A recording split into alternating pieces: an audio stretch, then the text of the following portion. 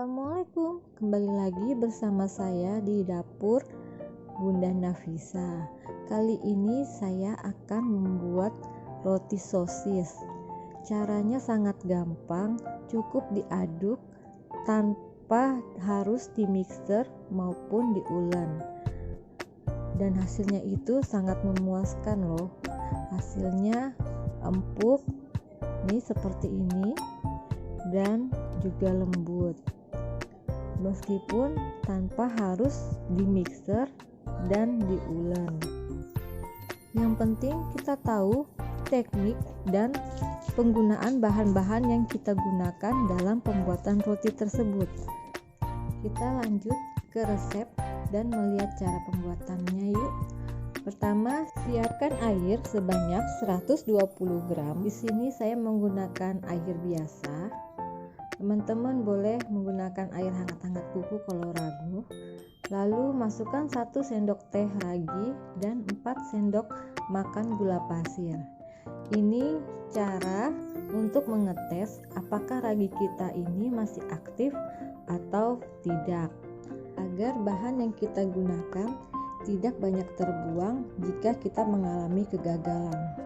Selanjutnya kita aduk rata dan kita tutup. Ini kita biarkan kurang lebih 10 menit untuk melihat raginya aktif atau enggak. Setelah 10 menit, air ragi nanti akan berbuih seperti ini. Ini tandanya ragi aktif. Selanjutnya kita siapkan dalam wadah tepung terigu protein tinggi sebanyak 250 gram, 2 sendok susu bubuk, dan kita aduk sampai tercampur rata. Selanjutnya kita buat lubang di tengah-tengah tepung dan kita masukkan 2 butir kuning telur. Masukkan air ragi yang sudah kita buat tadi ke dalam adonan tepung.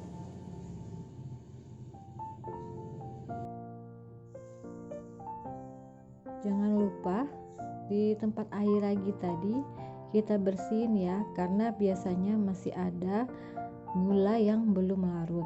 Selanjutnya masukkan 35 gram butter yang sudah kita lelehkan, lalu kita aduk sampai tercampur rata. Aduk sampai tercampur rata seperti ini. Jika teman-teman tidak mempunyai spatula, teman-teman boleh mengaduk menggunakan garpu. Oh ya, jangan lupa masukkan 1/4 sendok teh garam, lalu aduk rata lagi seperti ini. Cukup diaduk rata saja menggunakan spatula atau garpu, nggak perlu diaduk sampai kalis. Yang penting dia udah rata diaduknya seperti ini. Cukup rata seperti ini saja teman-teman. Setelah itu kita istirahatkan kurang lebih 30-60 menit. Tapi jangan lupa ya, adonannya ditutup biar tidak kering. Di sini saya cuma istirahatkan 30 menit. Setelah 30 menit hasilnya ngembang seperti ini.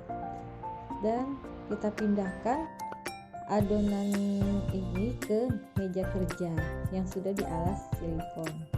Kalau tidak punya silikon, alas silikon seperti ini, teman-teman boleh menggunakan loyang, tapi loyangnya sebelumnya dioles dengan butter ya, biar nggak terlalu lengket, butter atau margarin. Lalu bulatkan lagi adonan sampai permukaannya halus. Nah, ini saya tes apakah adonan ini sudah terbentuk glutennya atau belum. Nah, ternyata glutennya udah terbentuk ya teman-teman, meskipun tidak kita mixer. Yang penting kita istirahatkan adonannya tersebut. Lanjut kita timbang adonan sebanyak 50 gram. Di sini saya timbang adonannya itu 50 gram, hasilnya bisa dapat 10 pieces atau 10 biji. Lumayan kan, banyak. kita timbang adonannya sampai semua adonan tersebut habis ya.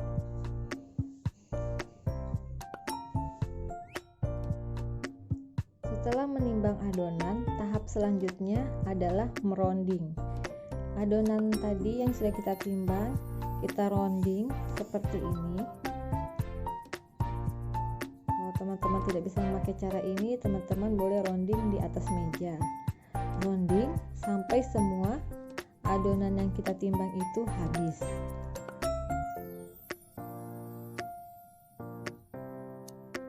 Tahap berikutnya, kita tutup adonan dan kita istirahatkan lagi kurang lebih 10 menit sampai adonan yang kita rounding itu mengembang seperti ini. Setelah kita istirahatkan, kita rolling. Cukup di rolling seperti ini teman-teman. Lalu kita pindahkan ke kertas roti yang panjang seperti ini.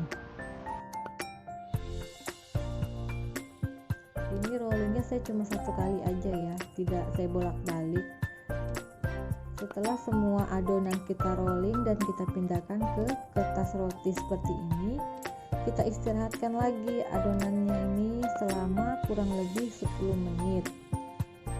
Setelah adonan sedikit mengembang, kita beri sosis. Kita beri sosis semuanya sampai habis lagi. Dan kita topping sesuai selera. Di sini saya topping menggunakan saus sambal, mayones, saus keju, dan saya taburi oregano. Kalau tidak mau pedas, teman-teman bisa mengganti saus sambal menggunakan saus tomat. Ini saus keju yang saya gunakan. Ini saya bikin sendiri saus kejunya. Tapi teman-teman boleh pakai saus keju yang sudah tersedia.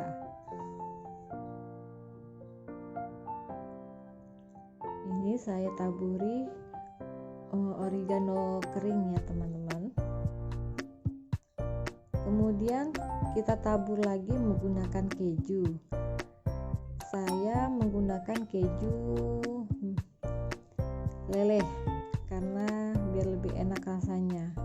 Kemudian kita oven di suhu 175 derajat Celcius kurang lebih 12 menit.